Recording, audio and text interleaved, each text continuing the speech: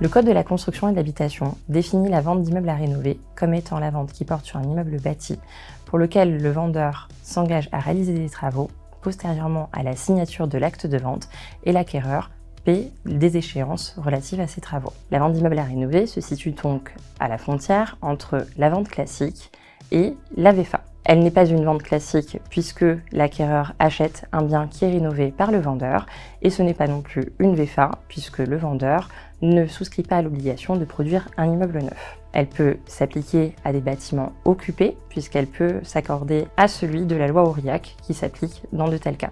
Et elle permet au vendeur d'engranger une trésorerie lui permettant de payer ses travaux au fur et à mesure de leur exécution. C'est une solution qui permet d'arbitrer des immeubles qui ont du mal à être développés, notamment en raison de leur occupation ou parce que le vendeur a des difficultés à obtenir son permis de construire en raison, par exemple, de la révision du PLU comme nous le vivons aujourd'hui à Paris.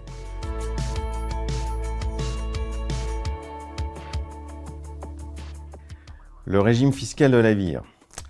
Vaste sujet, comme toujours en matière de fiscalité, c'est à la fois simple et compliqué. Il y a une grille de lecture. La grille de lecture, c'est la nature et l'importance des travaux qui vont être réalisés dans l'immeuble, puisque si les travaux concourent à la production d'un immeuble neuf, on sort de la VIR pour entrer dans la VFA. Nous sommes dans la VIR, donc nous sommes dans des travaux qui ne concourent pas à la production d'un immeuble neuf. La conséquence, notre acheteur va acheter l'actif immobilier en prenant un engagement de revendre. Ça lui permet d'être exonéré de droits d'enregistrement, de payer une taxe de publicité foncière à 0,715% et il prend l'engagement de revendre l'immeuble dans le délai de 5 ans de son acquisition.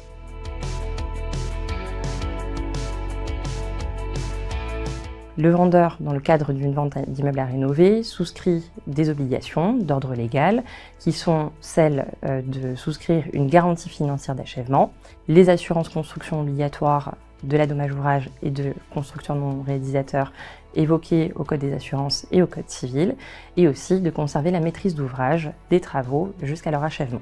Le vendeur se rapprochera de son notaire pour organiser la programmation de la VIR par le découpage de l'immeuble, en copropriété ou en volumétrie, et sa vente au détail au profit d'acquéreurs particuliers, classiquement pour de l'habitation, ou professionnels quand il s'agit de bureaux ou de locaux commerciaux.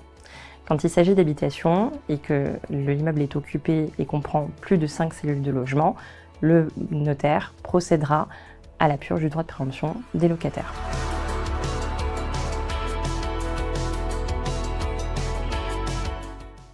Lors de la vente du ou des lots, on est sur une vente d'un immeuble achevé depuis plus de 5 ans, le régime de droit commun et le régime des droits d'enregistrement qui s'appliquent sur le prix d'acquisition du lot, travaux inclus. Il y a une observation à formuler, c'est que lorsque vous êtes sur une cession d'immeuble à rénover qui n'est pas à usage de logement, il peut être opportun de réaliser des simulations financières pour apprécier si une option pour l'assujettissement à la TVA de la vente n'est pas plus intéressante, car dans cette hypothèse, l'acquéreur serait exonéré de droits d'enregistrement et ne paierait qu'une TPF à 0,715%, TVA qu'il supporterait à l'acquisition en étant une TVA déductible. Il reste le sujet de la TVA concernant les travaux à réaliser par le vendeur.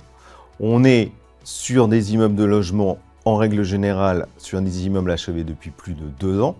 Le taux de TVA applicable est le taux de TVA réduit de 10%, à la réserve du taux de TVA de 5,5% qui concerne les travaux concourant à la performance énergétique de l'immeuble et certains travaux qui demeurent soumis au régime de droit commun de 20%.